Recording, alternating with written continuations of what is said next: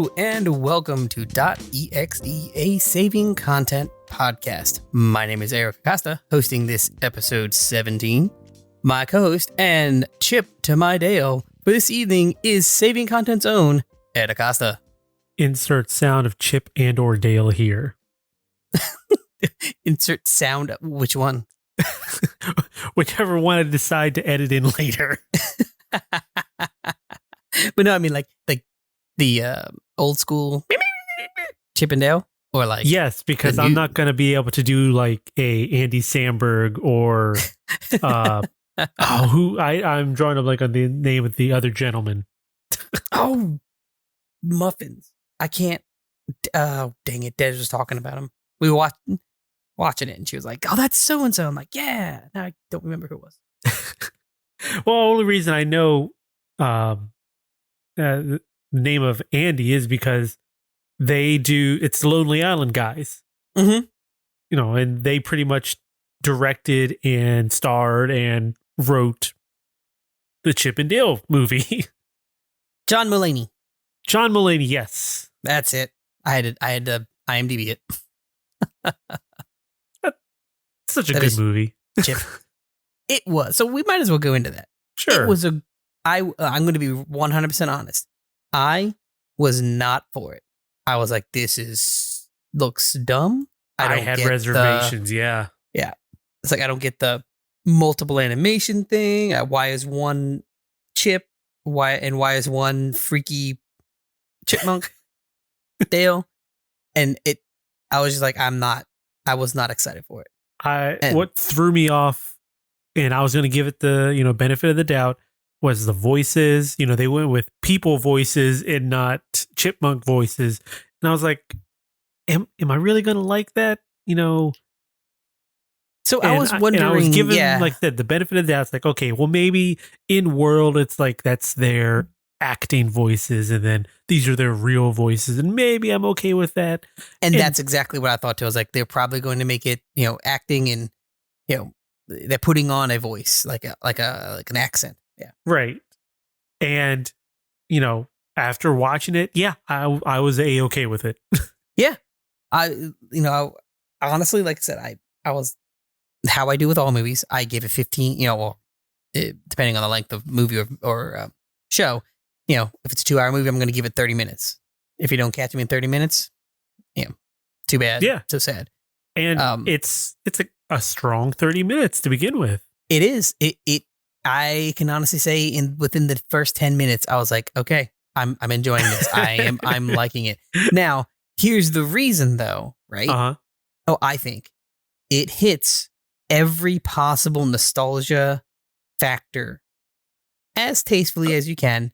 It does that very well. Right. Better than any of the other, like, what would you call that? Nostalgia baiting? Like your Ready Player Ones. Uh-huh. Well, because a lot of those are not Wreck-It Ralph 2. Yeah. See, those are nostalgia, but they're like nostalgia in like Easter egg nostalgia, right? Like they kind of in passing mention, but they didn't like fully get all of the information or get the licensings or whatever to do what they, to really get a full representation of it. Whereas in here, I don't know how they did it, but man, they got a bunch of like, I'm just like, wait, how did that get approved? So I was watching some, what would you call it? YouTube commentary on some of this stuff, and not like professionals, but people who are in the scene who I would trust to know some of this information. Basically, we're saying that they didn't get permission from any of these companies, but that they just went the old school route of, just like the bootlegs in the movie, make them different enough that they are considered parody. Really? Yes. So like the big cameo that I'm not going to mention here, just, don't want to spoil anything. If you put them side by side, they're not exact. They are not exact. And it's different enough that when you saw them together, you'd be like, oh yeah, those are different. But right. in the movie by itself and giving you the name of the character, you just instantly associate, and it's like, whoa.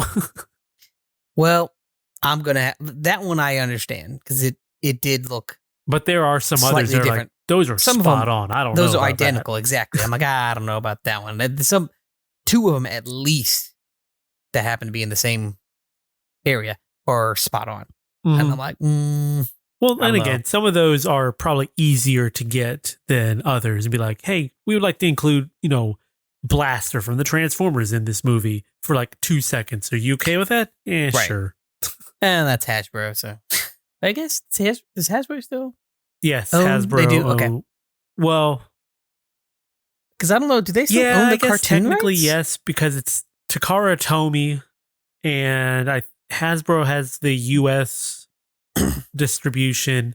So I guess if it's an American-made toy, it's Hasbro, and then they import it to Japan with Takara Tomy, and then vice versa. Okay. That's my Hmm. guess on how that works. Yeah, because that's a whole thing that it took, I didn't know it until I was older. Obviously, when I cared about things like that, but I never really paid all that much attention. That the cartoon was made off of the toys, right? Yeah. Okay. Yes. Well, So more or less, like I can go into some Transformers stuff you want to talk about.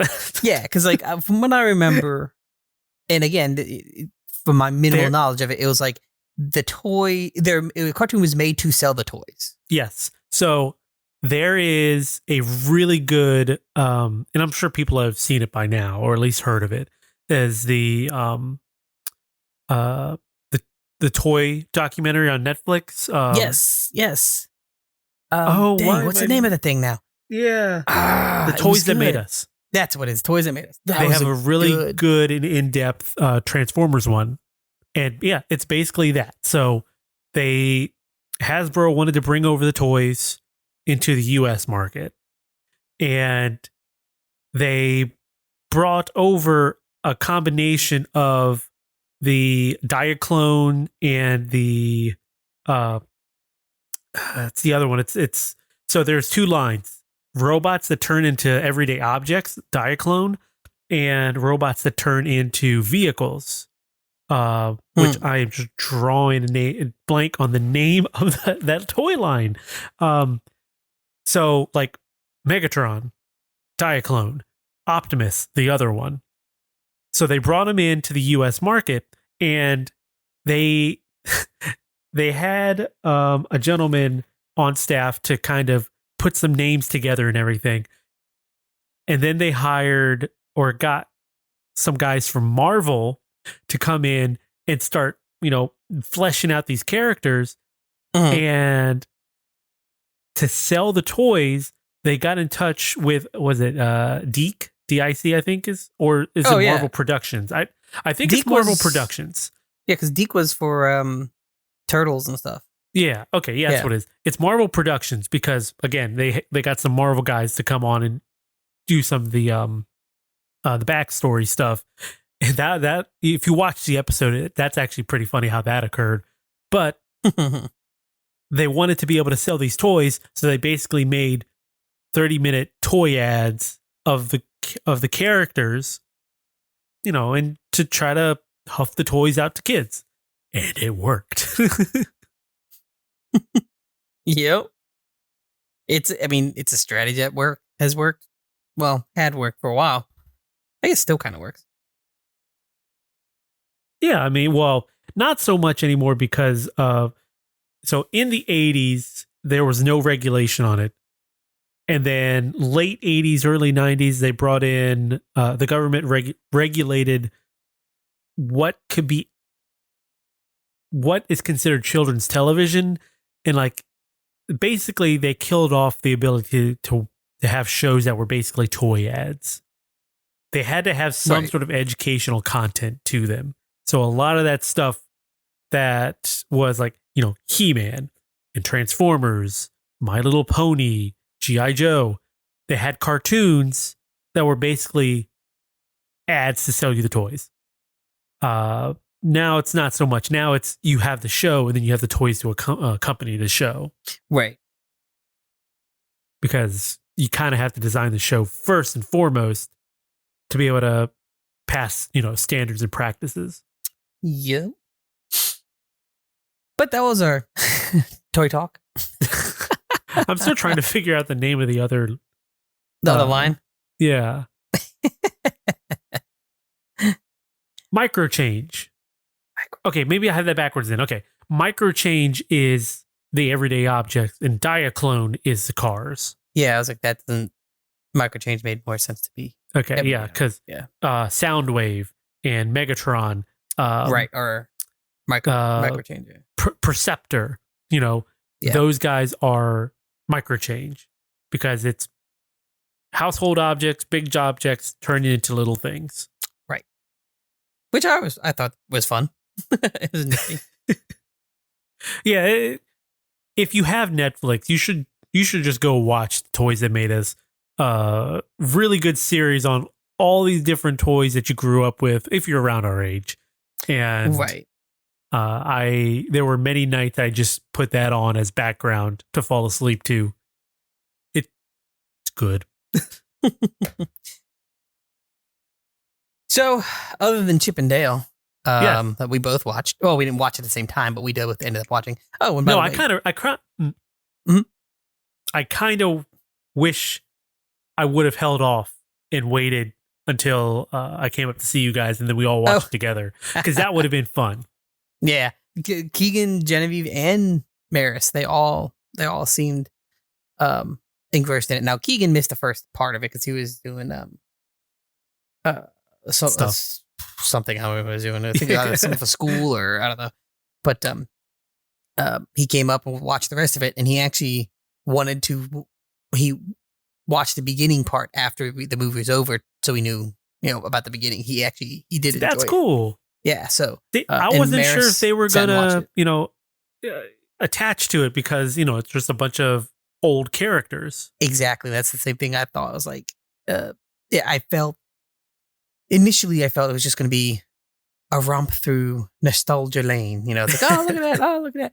But I think they did it in a way that was still storyline effective. It was by no means was it like highbrow or like they weren't changing anything, right? They weren't creating a new world or right, flipping anything on its head. It was very much a Chip and Dale movie or a Chip and Dale episode just in a movie, or Rescue Rangers episode in a movie. Yeah, and they joke, make fun of that. So hey, so they knew what they were making.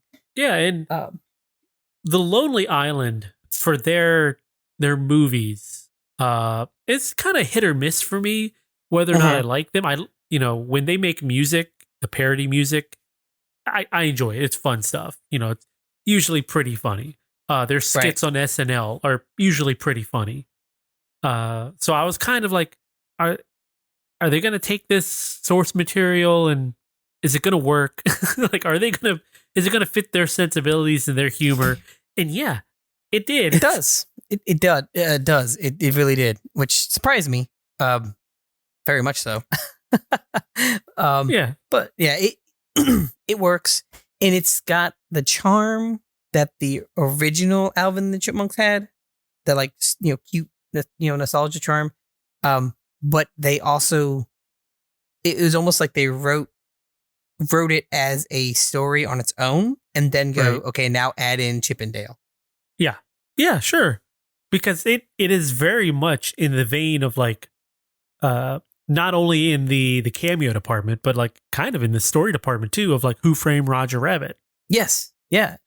And that was actually what you had mentioned when you were talking about trying to describe it without spoiling it or whatever. You were it's kind of like Who Framed Roger Rabbit. And I didn't, to be honest, I wasn't a huge fan of Who Framed Roger Rabbit. Well, you also got to remember, when that movie came out, we were both very young. Right. So a lot of those references went over my head. Yeah. So, games. What have you been gaming? What are you playing? This whole month for me has just been really busy with work and, getting just getting stuff done. So I haven't been doing much in the way of gaming. So I have picked back up Animal Crossing, just to see if I can get myself back into it and see if that hook will get me and I'll start playing it some more again.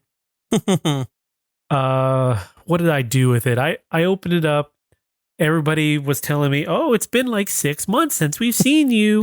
Oh, I can't believe it's been so long." It How many almost cockroaches feels did you like it. It's like, yeah, I get it. I'm sorry, Lucky. I didn't mean to leave you. But the thing I was doing the other night was going, because I had planted all the flowers to try to get all the the hybrid permutations and the hybrids. So for the most part, I've got them all. There are a few that I think I'm missing. But, after 4 to 6 months, they've all been overrun with just random colors. Right. So it's just, I was going through, digging up the ones, putting the pattern back together the way I had it, little 3x3 blocks of each color. Yep. Which, it's funny. So me and Des do not in real life have green thumbs. We are just, you put a plant in our house and it dies. We water it, we try not to overwater it. I don't know what it is. We apparently can't keep plants on. Well, you're not the only one. I know a lot of people who are the same way. Like, okay, you put a plant in their possession and it's dead the next day. Right? But that apparently happened the same way in Animal Crossing. How do you kill Well, it didn't kill it, but like the hybrid breeding, whatever. Yeah.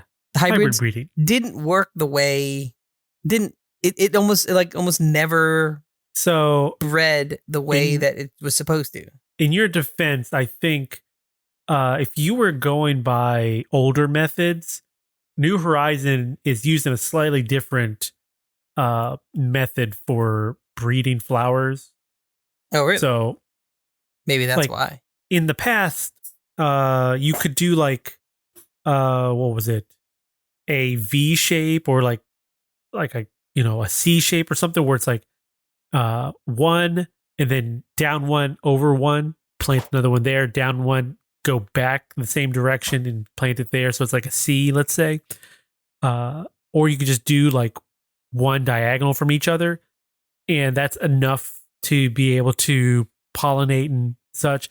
So you can still do that, but there are also like other factors that are going into it. And now genetics play a thing into it. So like they can pass down their genetics to their, future line. It's just a whole thing. So they made it a little more in depth than they have in the past. So if you were having trouble with it before, I could see why. That might be it.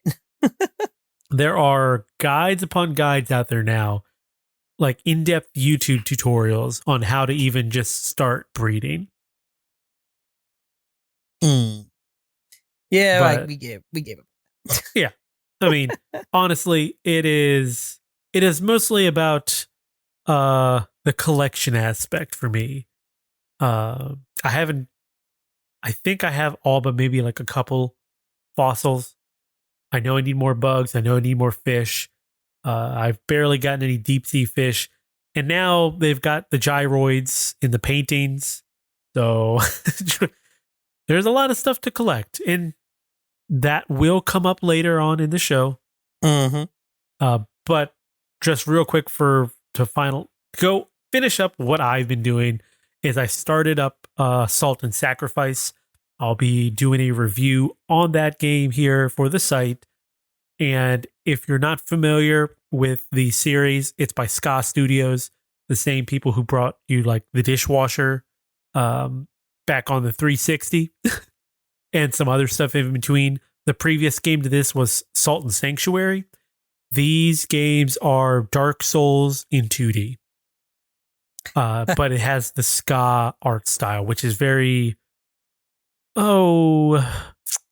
I don't know how you best describe it. It's like gloomy. The art is very gothic, I guess you could say. Um, oh, what's the name of that?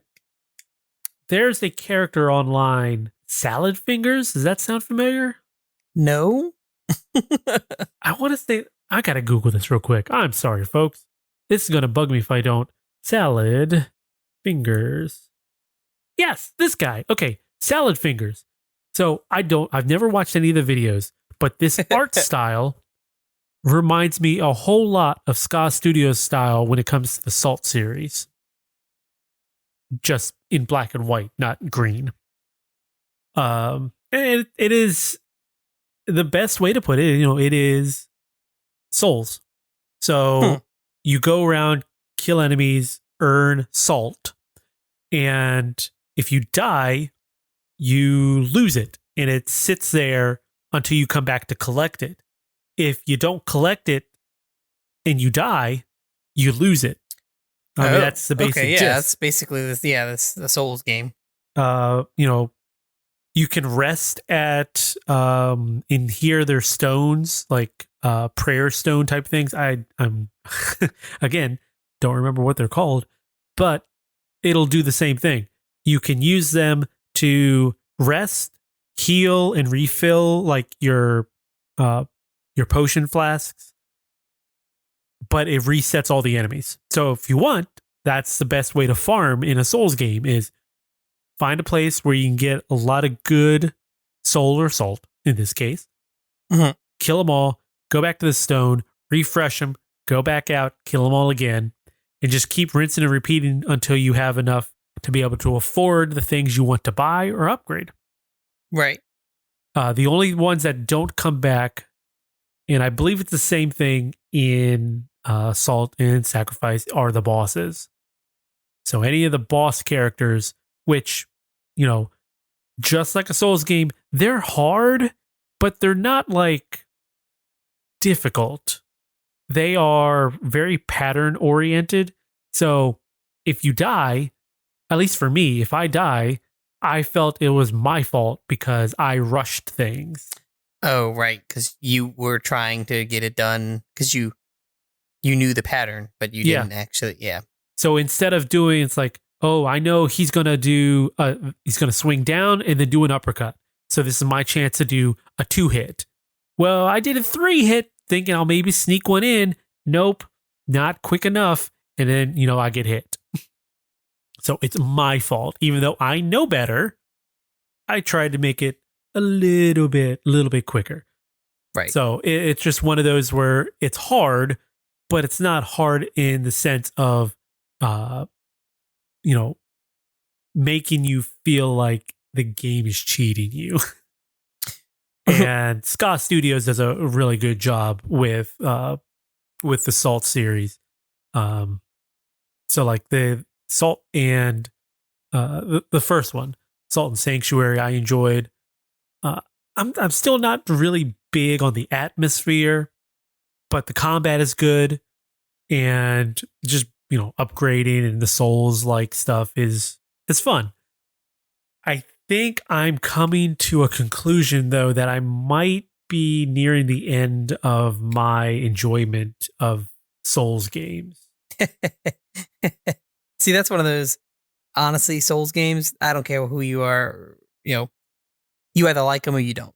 There really is no medium. Like, you will play them and you can enjoy them, but like, I've found that most people will, if they like it, that is the game that they play. Oh yeah, and that's where I'm coming from with this. It is a time sink, and I just don't have that time anymore. Back when I played Dark Souls, I had the time to be able to put into it. Now for a Souls-like game, it's like I just don't. So, I still enjoy the combat. I still enjoy being able to do the co-op stuff where I just, come in and help somebody out and then leave.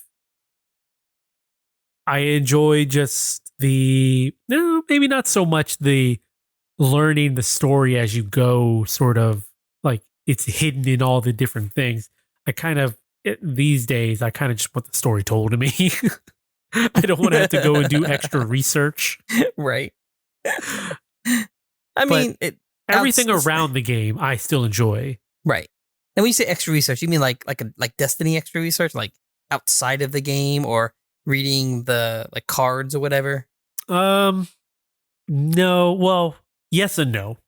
No, in that you don't have to go outside the game. Everything's in the game, but a lot of the stuff in the game is very alluded to. So, like, if you read item descriptions or you read enemy descriptions, world descriptions, whatever, it'll start putting a narrative together. But it's up to you as the player to interpret it, which is where you get people like Vadi Vidi or Vidi Vadi, Vadi Vidi, whatever, who does all the Souls YouTube videos. And basically kind of where My Name is Bife kind of got his inspiration from. Mm-hmm. Mm-hmm. And what he does is he goes in there, he takes the lore that's presented to you and tries to piece it together and build a narrative that makes sense. You know, using what evidence is in there. Some stuff he has to fill in the holes, but the other stuff is there in the game. And that stuff was, you know, when I was playing Dark Souls, it was always enjoyable to go and like, yeah, okay, well, that makes sense. And you learn a little bit more. So in that regard, sure, you can get that stuff outside the game, but it's not officially required. Mm-hmm. Unlike Destiny, where the Grimoire cards are definitely outside the game. And that's outside where the main story game, is at. Exactly. That's where the story lives. And see, like The Witcher kind of does that. But they do it in a different way because like the story is still there. You can get the full story.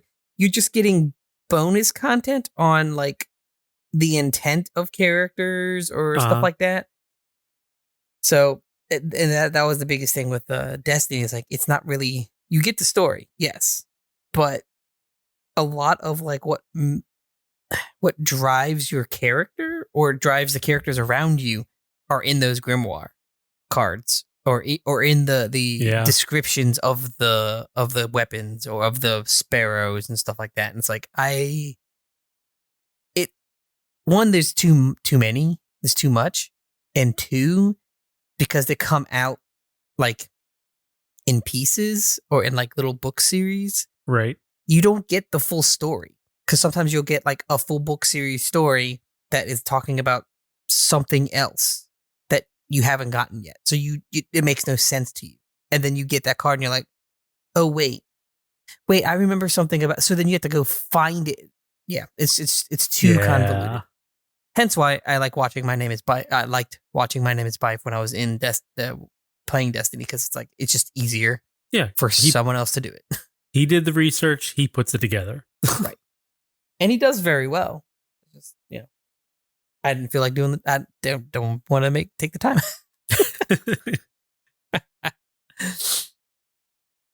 But yeah, so like Salt and Sacrifice, I'm enjoying it so far. Like I said, I'll have a review coming up on it. It's a good one of those. Cool.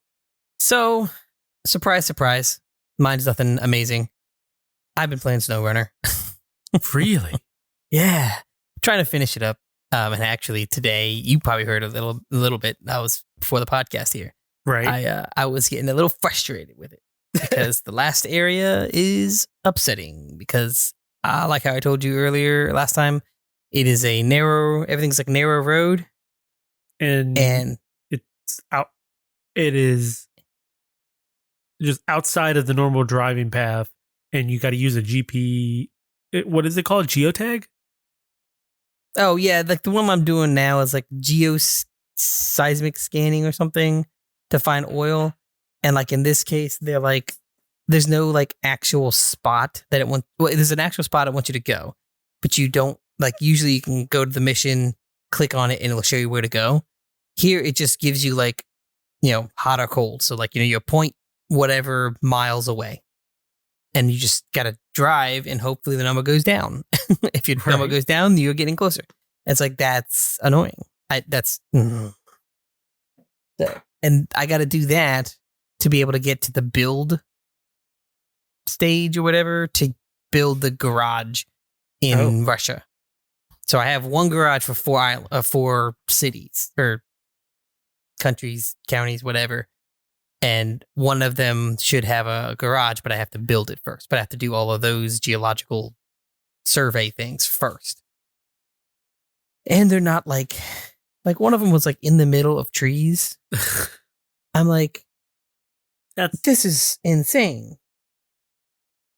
I'm not going to say it's dumb, but I am going to say that sounds frustrating. It's dumb. I'm going to say it. It was dumb.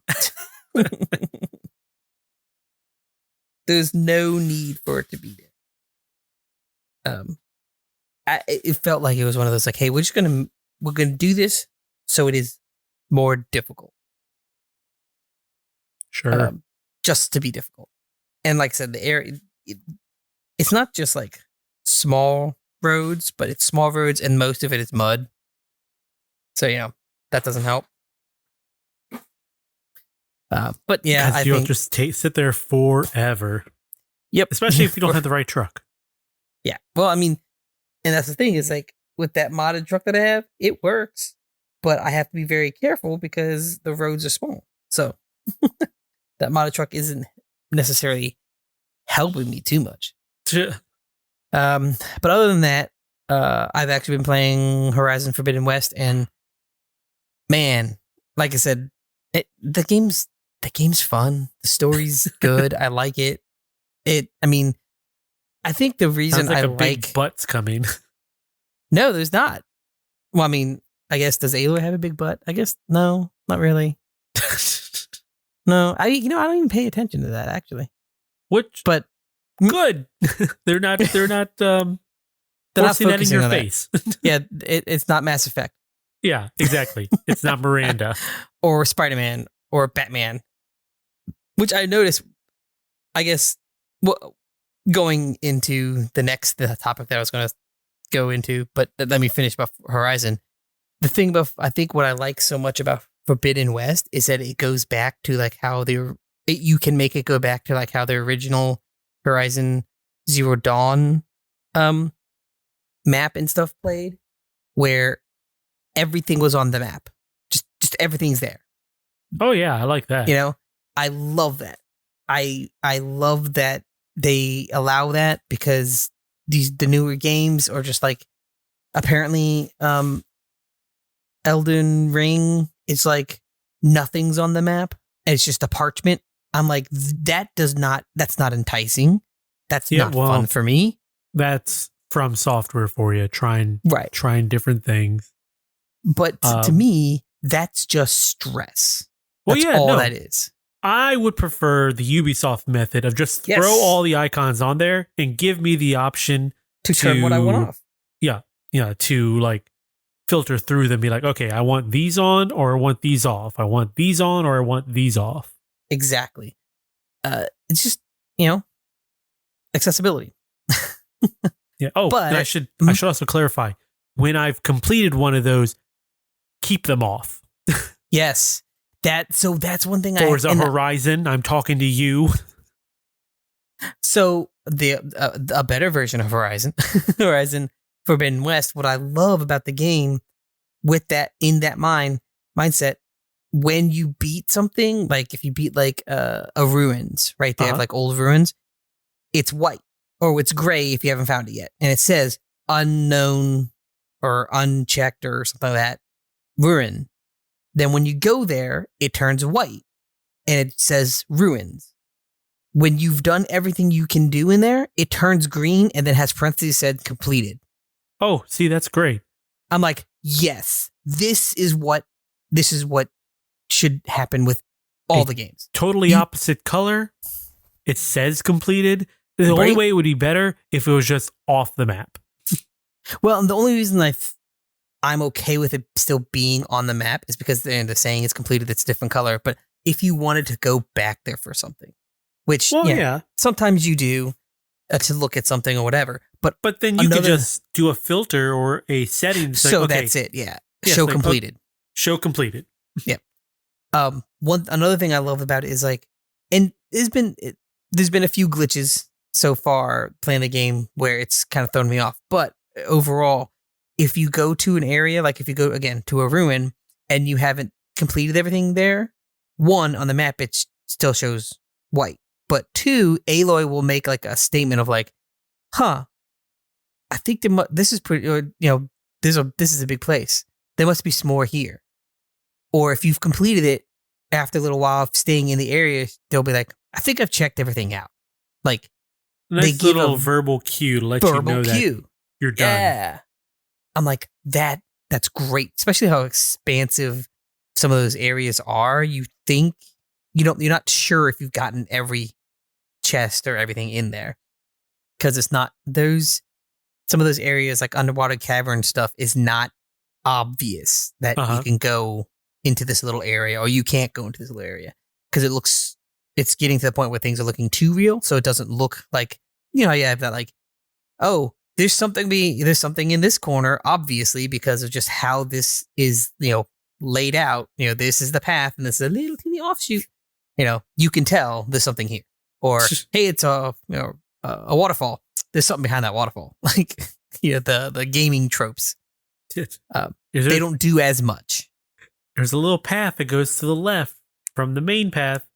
You should probably go check that out first. Right. They do that, obviously, but they don't do it a lot. And again, because the game is like the surrounding area looks so good, it's hard to tell like what is a walled off area and what's a path. You can still kind of tell because you kind of get like the nuances of the game and how it plays, but right out of the gate, I was having problems like, I can't go that way. Okay, well, it looks like I can. Like it 100% looks like a path in the game. The developers created. Like it looks so similar to the path. But yeah, Horizon. I'm super enjoying it. Kind of going back a few steps on the Batman. So the Arkham, made the joke about like the big butts. Right. Me and Dez have been watching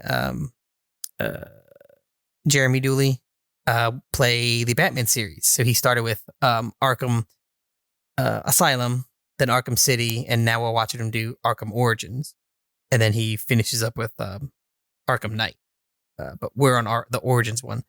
And not Origins was interesting, being that it wasn't designed by Rocksteady. Correct.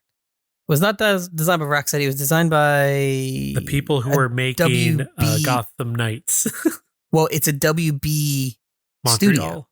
Yeah, it's Warner Brothers studio. Right. It is. Gaming studio. It is the guys. Like I said, it's the guys who are doing Gotham Knights right now. Right. But I believe they also did the PSP or Vita. PSP. One of those two. I think they did the Vita port of Blacklist or Black Site or Blackgate. I forget what it was called. Blackgate. There you go. Yeah. But see, I remember something about that where it was like Rocksteady made the first two games, and then because it was the Warner Brothers was like, hey, this is our prop IP. You have to give us the engine that you used. So they used the same engine and like fighting layout. Yeah, Rocksteady didn't want to. Something like that. They are fully in the department of this is their baby. This is our tech. When they went to go make Night, they completely ignored Origins. Yeah, they're like, nope, that's not canon in this world, even though it is canon by WB standards. So, and then that brings up the next question of like, is Gotham Knight in that, in that universe? WB would like to say yes, it is, and I'm sure WB Montreal is like, yeah, it's connected to those Rocksteady games. But if you ask Rocksteady, they'd say, oh, our trilogy's done. But see, the Suicide Squad, our Right. game, that's in the same universe. But here's the biggest thing, though. The Rocksteady developed the game, made the game, developed and created the game, right? But overall, who owns the IP? Not Rocksteady. Right. No. So yes, WB has the determination on what is canon. Yes, kind of. Well, legally, I mean, yeah. Yes, I know you're trying to reach into like, well, legally they own it, so legally, but that's not where I'm going with it. Like, yes, WB can say that all those games are canon, but it is up to the story writers at those two studios how they implement it. And if Rocksteady says that those games are not attached because, their story writers are the ones who wrote it, then they won't be attached, especially if the next game they're making is in that universe. Right. But, so we were watching those series and going back to like Arkham Asylum and City, I'm watching it with Des and I'm like, man, these games are super sexualized. Yeah, well, yeah. I mean, you got Poison Ivy and Harley, and that's exactly what she said. She's like, yeah. I mean, look at Harley Quinn. Like, look at and I'm like, yeah, look at Batman. And she's like, what do you mean? I'm like, he's like overly jacked, and so is Commissioner Gordon in the first one, overly jacked. So, like everything is hypersexualized. If I remember, I think those games run on Unreal. That sounds correct.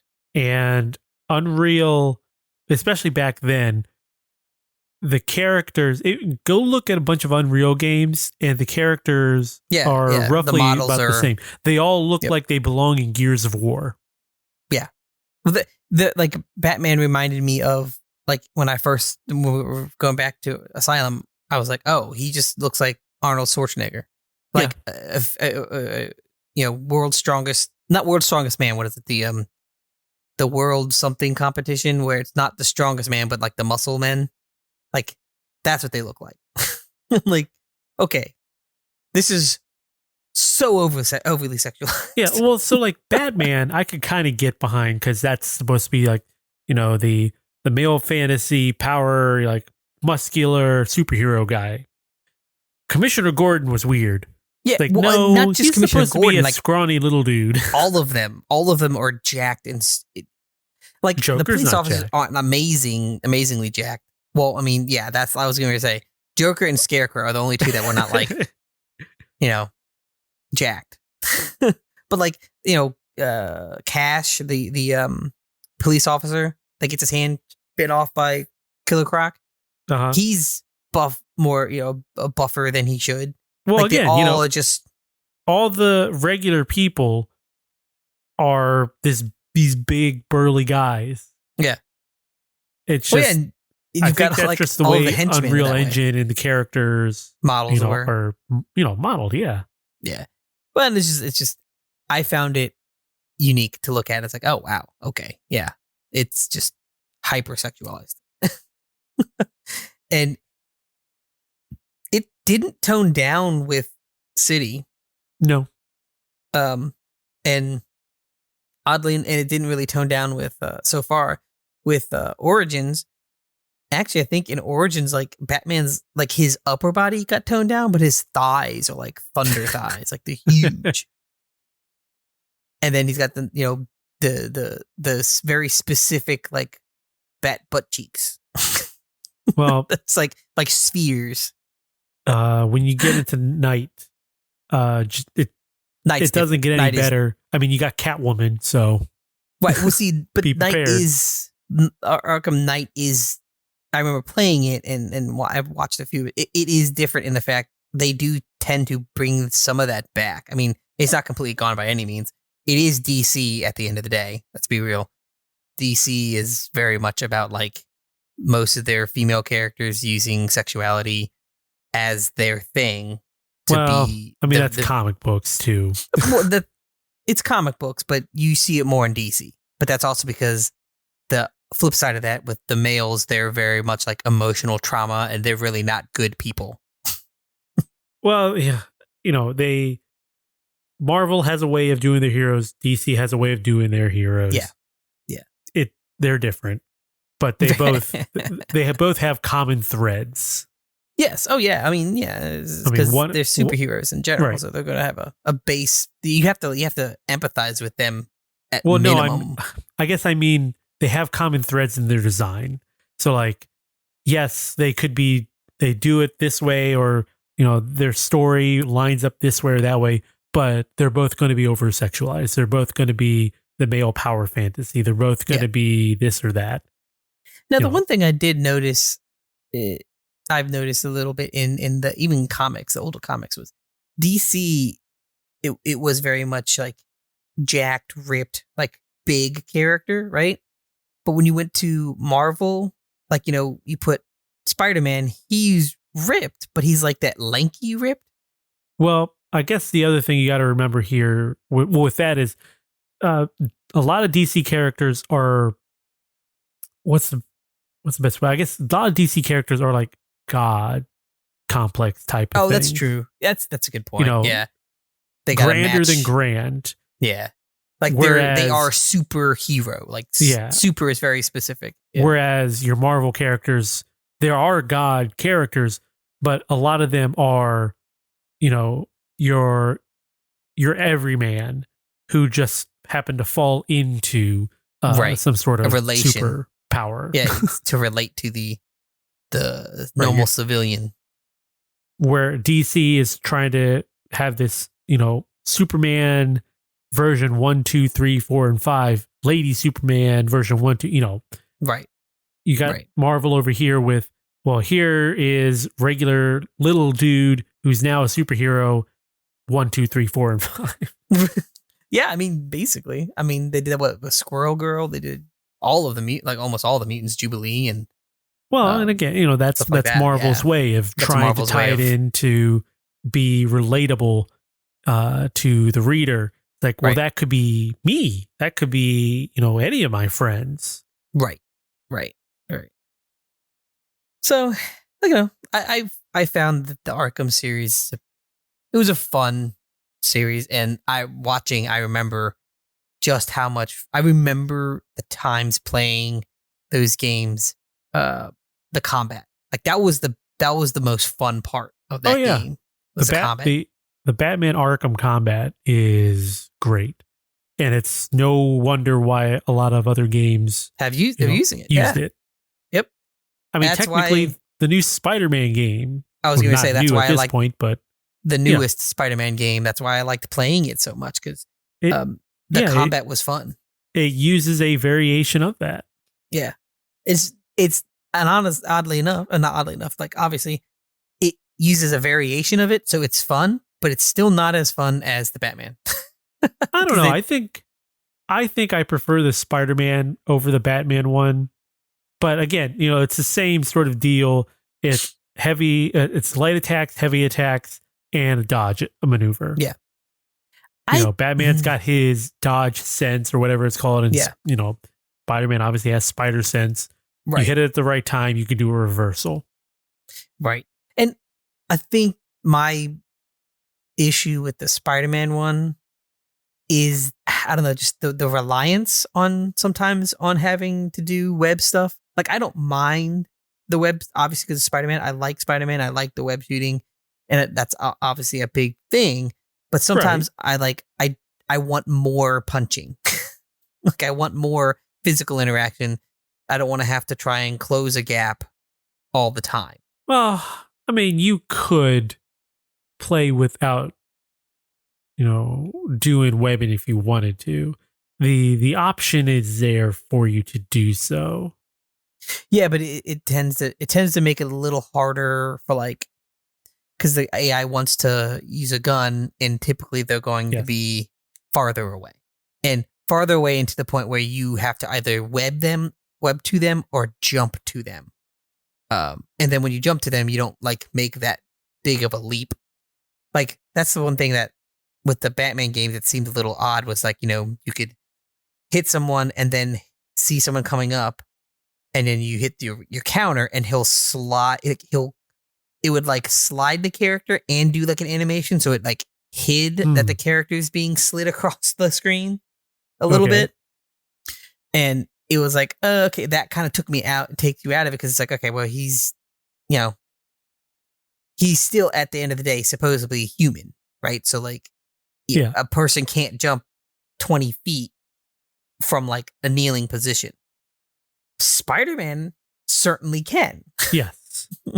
But they don't really use that. I mean, they kind of do, but not in like you couldn't like dodge an attack or try to do like a takedown attack from across the screen that you could do in like the Batman game. But of the characters that could do that, Spider-Man would be the one that would be able to do that.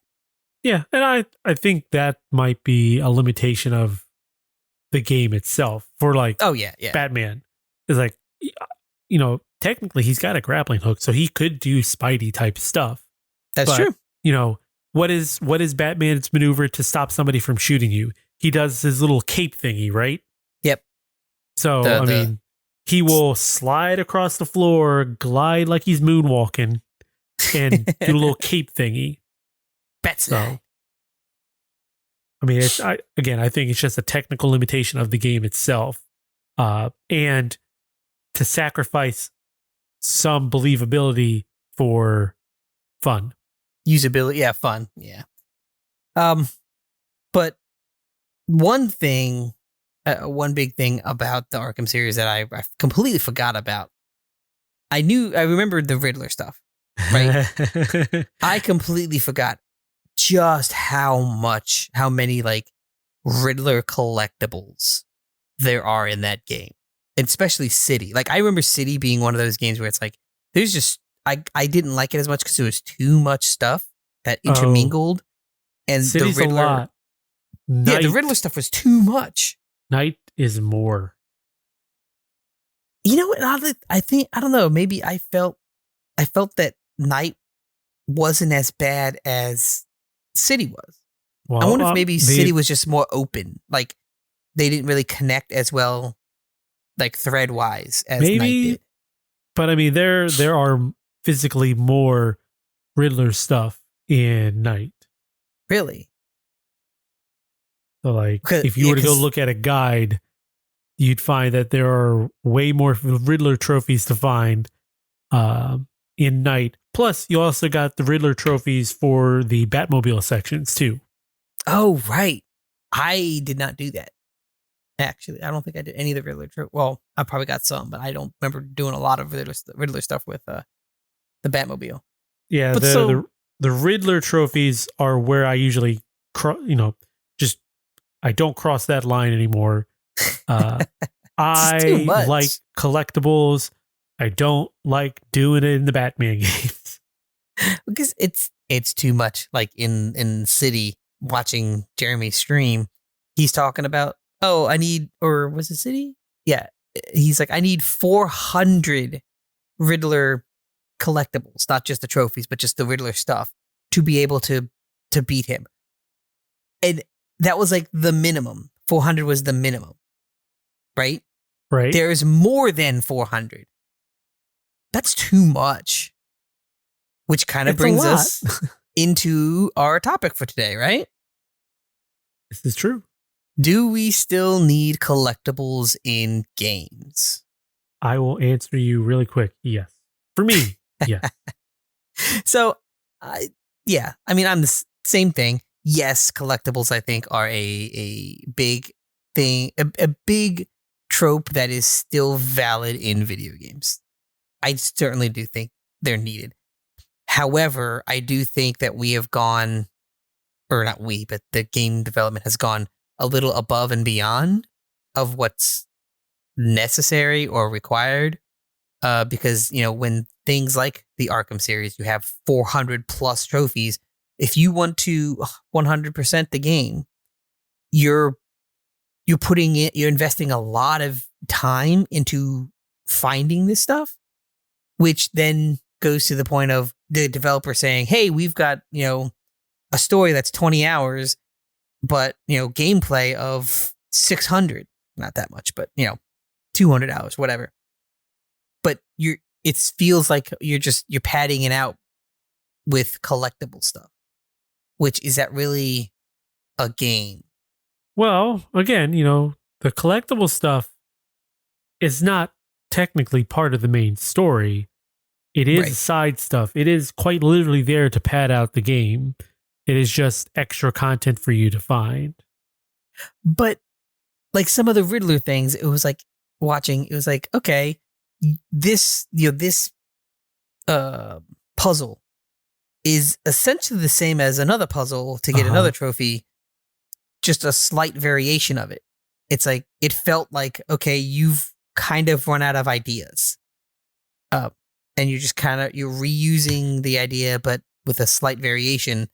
Did you need to do that? It felt wasted. It felt like a waste of someone's time to program it, and it felt like a waste of Jeremy's time to do it, just to get 100%. Well, and that is on the developer for trying to make the collectibles tied to puzzles. Yeah. I prefer the collectibles that are just traversal puzzles. If anything, you just got to get to it. See, honestly, the way I enjoy my collection habits is show me on the map where everything is. Mm-hmm. Yep. Don't make me reveal it. Don't make me go and try to find something to open it up. Just show it to me on the map, and I'll go and do it. I'll clean it off like a checklist. Yep. That'll make my soul feel good. See, I don't mind the Assassin's Creed tower thing or the sync points. As long as you get to the sync point and it opens up that section of the map and it shows everything, not just like not just like the activities, or it shows some of there are some, like in SnowRunner, you go to a tower, right, and you open up that section of the map, or a little, like you open up a circle 360 radius, but you go to the next tower and it doesn't overlap those circles. So there are areas that are still dark that you can't, that you didn't open up. You have to physically go there. And sometimes there are hidden upgrades in there. And I'm like, I don't like that. That is one of the things that pains me the most when it comes to open world games, and like, the tower aspect for like Assassin's Creed games. If you have an open world game and you have these watchtower points, if I go to the tower to unlock the area, I want to be able to see everything in the area. All icons, all objectives, all secret items. I have worked to get there. I have found it. Right. Show it to me on the map and I'll go get it. I don't want to end up going up there, opening up the area, and then finding out, oh, there's like 10 hidden items in here that you have to go and find yourself. Yeah, see, that's not fun. That's not fun. Because now I got to go find a map outside of the game and try to locate all these things. That's the next thing, is like there's like the collectibles, like when you get to the point where there's too many or there's hidden ones, it's like, okay, the purpose of that was what? For immersion? Because it's not immersive, because one, it's a hidden item that if I didn't know, I wouldn't be able to collect it. So you have to then tell me that there are hidden items. But by telling me there's hidden items, you either tell me, hey, there's hidden items, or you give me a list, or not a list, one of X amount. Well, you're breaking that immersion, because as the character, you wouldn't know that. Right. Now and then, you're telling me that there's 50 of this item. How would my character know? And then, I guess you're breaking immersion now. Right. And it's okay to do it that way. Right. But not okay to show them all on the map. Right. And then, like you were saying, the other thing is, all right, now there's hidden ones. What I've ended up doing with a lot of stuff is I don't collect stuff until the very end. Oh, see, until I've opened up the map. Not like when I say very end, I mean like I'm opened up the map, right? So I can go to all areas. Then I just go to a collectible walkthrough and I go 1, 2, 3, because they don't label them. Yeah. The game companies don't label this kind of stuff. And So the hard part for that is if you follow a guide and let's say you've already found a few, now unless the map tells you on the map, oh, you found this particular one, you've got to go and be like, okay, put an X through this one. I think I found that one already. And, so it just makes a lot of extra work because somebody somewhere in the design team was like, we should make it immersive. But by doing that, again, you've made it less immersive because now I'm going outside into the meta. Yeah, I'm going outside the game to find somebody else's work to be able to find the things that I want to find to complete your game. Right. And it's not natural because a lot of, you can get a lot of the collectibles in games like that on main stories or side stories. But then there are some of them is like, go to the highest peak. Okay. Some people will probably do that. I'm not one that would do that. See, I'm also not a trophy or achievement person. So like, go to the highest peak, the highest point in the game. I wouldn't think of that because I'm not traversing that. I'm not playing the game to do that traversal. Right. Right. Or like, here's this little area. Here's this area that, you'd have to break open that you have no reason to be over here in any way. But this is where another one is. It's like, are we not past this yet? It's really what it is. Are we not past this? Like hiding it and making it difficult enough so that you could possibly miss it? Like, is that just something a developer find fun? Be like, hey, I'm gonna put this the worst ones that I find are the ones that are not only they're hidden, but you have to do certain measures things beforehand before it even appears. So like you have to go to like this town or hit this wall or press these buttons in a certain order. And then when you go to this hidden location, it'll pop up. So not only maybe you've ran by it a few times, but it's not there because you didn't do the proper thing, right? Thing beforehand. I hate that. If that is all the game is, okay, there are some games that are like that. If that's the point of the game, games, then yeah. Like Myst, right? Myst was fun because that's what the game was. Right. That is the whole puzzle point of the game. Right. But it was also not collectible, right? It's not tertiary information. It's puzzle game first and foremost. So that's what it is. That's what its intent was. But if you're an open world game, it's puzzle-esque. But like there's that like end goal of the story is progressing because of it, or a story is progressing because of it, not just to get a question mark trophy. Well, and again, I don't think, and you could probably find this same sentiment online. The Batman Arkham series games are just the collectibles are just bad. Yeah, they're not. They aren't done well. They're nifty puzzles. I will say that, but to me, there's too many collectibles. On the flip side, the Spider-Man game, I thought had a good amount of collectibles. In fact, it was to the point where I wanted to find more backpacks. Really? I actually hated the backpacks. I liked finding the backpacks. I think it was more of a like, why would this be a place that like this is a backpack here? Okay, cool. Someone wouldn't have come by and grabbed that.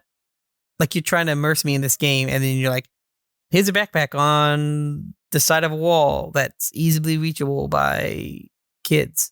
Well, like, if you start breaking it down that way, then it makes no sense at all because his webbing disintegrates after 2 hours. And exactly. some of those That's have been up there for years. Years, right? So, I mean, you go that route, then it makes no sense at all. There's a little bit of disbelief, suspension of disbelief with that. The other thing there is, that makes no sense why it's, sitting 5 feet above the sidewalk, but I've picked up the bag and now I get to hear him talk a little bit about the item inside. That's the goal. Well, and like I said, the bag one, I didn't mind the Spider-Man collectibles because there wasn't a lot of them. At the end of the day, there really wasn't that many, and they were shown more or less or for some of them on the map. Oh yeah, if you again did the right conditions or swung by the right areas, then they just they show up on the map and you just go pick them up. Right. And again, but I like that. Just tell me where it's at. I'll go get it, and I'm good. Right. I'm okay with it. Being like, here it is on the map, and if you have an elevation chart, awesome. Show me an elevation. Oh yeah, you don't have better. to like, it doesn't have to blaringly show. It doesn't have to like this huge icon in world to tell me, okay, it's here, dummy. But on the map, so I'm not like running around. At least I'm in the area. Right. Even better if it's you give me the location, a pinpoint, and then maybe a photo of where it would be. Then I can be like, okay, it's around here somewhere. Oh, the building looks the same. It's right there. I'm going to go there. And there it is. Kind of like Red Dead, how they did like treasure stuff, treasure maps. I was okay with that. And to a degree, even but one better, if you do that and you have an audio cue. Yes. Golden. Yeah, also Red Dead. They had an audio, and I think they had the physical tactile, like the controller shook too. Yes, give me all the feels. But see, GTA doesn't. GTA's garbage with that. They just, here's a yellow dot and then a huge circle radius. It's somewhere here. Yeah. Oh yeah. Or like in online when you have those tower radio tower thingies that. Oh yeah. I will just drive by in a helicopter and it's locked onto something. Yeah. I'm like, what is that? Oh, that's what that is. Okay, let me shoot it. Well, initially, I go, oh, nope, and I'll hit X to stop lock on because it's usually trying to lock onto a car. Right, to a player or something. Right, and I'm like, nope, I don't want that. And then I go, oh, wait, no, that wasn't, oh, well, I'm past it now. I'll deal with it later. But yeah, I prefer to have collectibles in my games. I want to, a lot of the times, I'm doing the collectibles first. Like I'm skipping story and getting everything that I can collectible wise first. That is what I did with Spider-Man. I went through the story parts where you basically had to go through the story, but anytime it opened up more icons, I went and collected every backpack and collected every item before I did any of the next story. Right. Just because that's what I was having fun doing is traversing. But like with Assassin's Creed, Valhalla, right? What I would do same thing. Yeah. I would open up an area, right? And I would go to every sync point that I could possibly go into the area. Sync points are always first. Open up the whole map and then go to every location that has like, chests or anything on the map, every item on the map. And yeah, there were some that do you're not far enough in the story or you haven't gotten this ability, whatever, to do it. And that's what Horizon Forbidden West does too. But I did everything you possibly could. And it's like, okay, I got no more side missions. I got no more no more collectibles. All right, I'll progress the story one story beat. And if there's still nothing open up, then the next story beat. And I go one by one mission at a time. But that's why I have issues with collectibles in games currently, because there's, in my opinion, too many.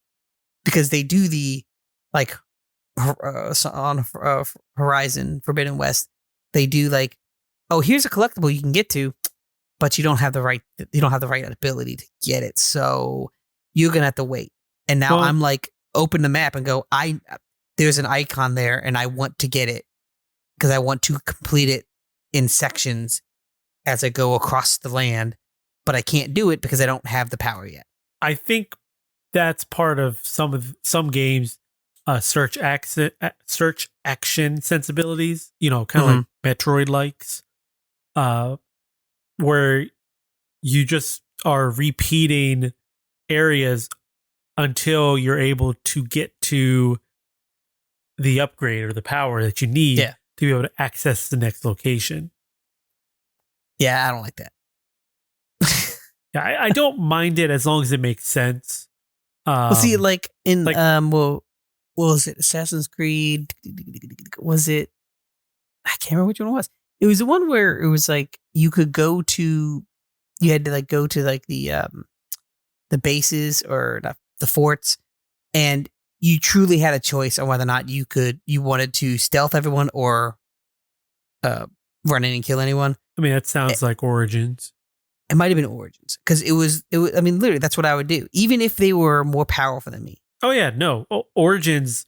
My loop was go in with the poison darts, go in with like the psycho darts or whatever they were called, and have the guards do their things to kill each other, and then I would go and sneak behind them and kill them. Yeah, see that, and that's how I played a lot. Played a lot of the open world Assassin's Creed games. Like I would do everything I could, and then go to those forts and just stealth kill everyone in the fort, beat the fort. Yeah, even though I'm woefully underpowered, I still had the ability to do it. And then they took that away. Now it's like, oh, you can't one hit kill anyone or one hit stealth anyone. You have to be Valhalla, at this level first. Valhalla really screwed with the stealth, even though it brought some of it back. It also screwed with the other bit of it. Yeah, which I'm sorry. If you're an assassin and you're walking behind someone, a blade to the throat is an instant kill. I am sorry. Right. A blade to the throat is an instant kill. Period. It just is. I don't care how big of a person you are. Right. It's not going to take 3 stabs to the heart to kill this guy. Right. I mean, a 4-inch blade through your neck. You have to have like a 12-inch neck for that to not do any instant damage. Yeah. You're dead. Right. So that's what I don't like about didn't like about those. It's that level gating, and I don't like it when you tell me it's open world and do whatever you want, but it's you can't do this because you're not a high enough level. Like with The Witcher, it literally was go wherever you want to go, attack whatever you want to attack. You just may not be able to beat the enemies there because they're level 30 and you're level 2. That makes sense to me.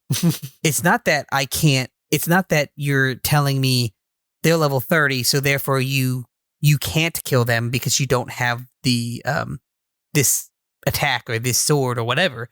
You're just saying they physically have more HP than you, and they do more damage than you can do. So you just if you can dodge enough and take them, which I did a lot actually. I dodge and like do a little sliver, and just do a bunch of dodging and sliver cuts, and eventually I could beat these higher level stuff. Yeah. Death from 1,000 cuts. Yeah, exactly. So yeah, it's just that like I don't like being told how to play an open game. You tell me it's open world, and then you tell me, oh, you can't do it. It's open, do whatever you want, but not this. At least not yet. Like I don't like that. If you're going to tell me I can't do something, then make it a on rails. This is the story that I want to tell you. And this is how I want you to play this game. Yep. Don't give me that choice.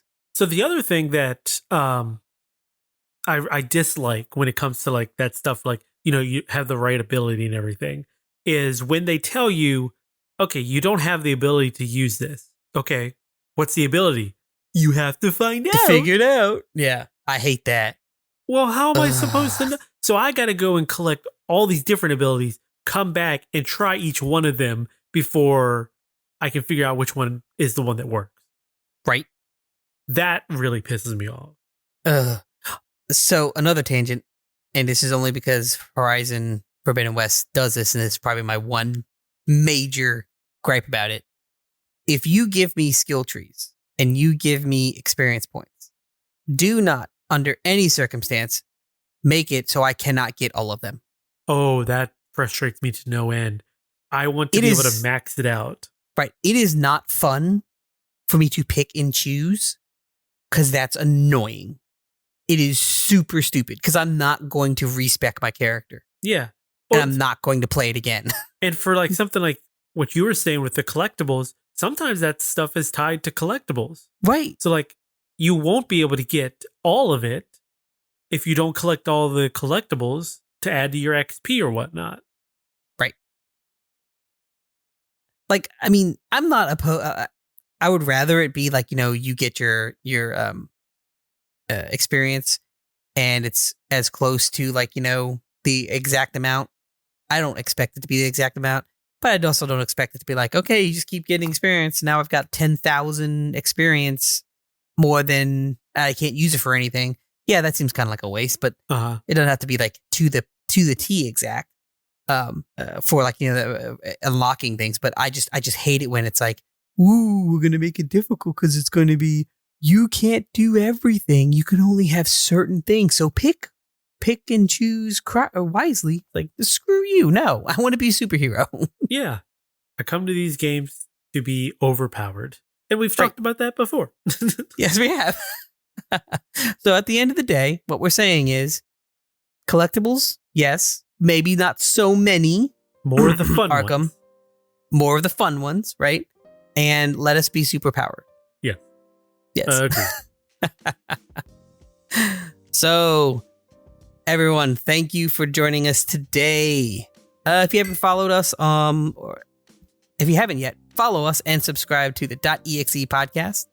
Did you guys enjoy today's discussion or just, listening to us talk? Let us know. Send your comments, questions, topics, and corrections to dotEXE at savingcontent.com, or you can leave a comment at Saving Content on Twitter and Facebook. We are also, or Saving Content is also on YouTube. So subscribe for video previews, reviews, trailers, and original content like this here .exe podcast. We are there. Are you looking for more gaming discussions? Check out the Quick Save podcast with Evan and Scott. They'll get back into it. I know they will. Let's see here. We also got, remember to visit savingcontent.com for latest news and reviews. Ed, do we have anything specific going up? No, it's a pretty light week this week. Everybody's just kind of working on their own things. So expect some stuff in the pipeline shortly, but nothing this past week. Okay. Well, I do know that I have something, not me specifically, but someone is doing something that will be going up hopefully soon. I'm excited to actually talk about it. Maybe we can get the person on that would be nice when it goes up, because they're excited about it. Seem to be very excited about it too. So that'd be fun. Yeah. But before we go, we ask one tiny little favor: a simple 5-star review. Mwah, magnifique. Magnifique. You could do that right in your podcast app. And finally, don't forget to tell your friends about us here at dotEXE. It'll help us grow, and we would really appreciate it. Thank you for listening, and remember, the most wasted of days is one without laughter. Good night.